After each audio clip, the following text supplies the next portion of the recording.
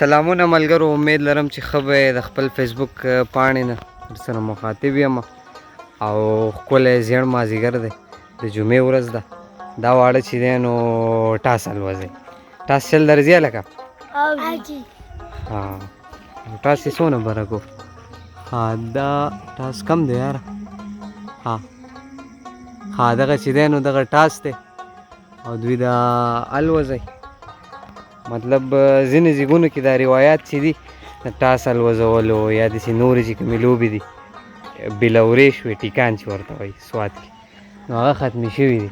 خو دلته اوس هم زیات خلک زیات واړه چې دی نو ټاسونه الوځئ او ده ورته دا کیمیکل نیولی دی، اوده ولاړ دی. صحیح یوې خوا درېږه چې ټاس دې لاړ نه شي. او پیچه به ولې ځای ده؟ کم ټاس سره و پیچه کې؟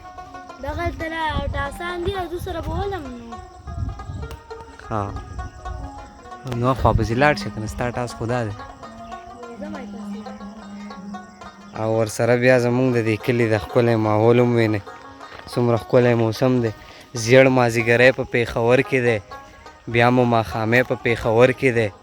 هغه چې د کلي نه ورک شوی و یار، هغه سړی په پېښور کې دی.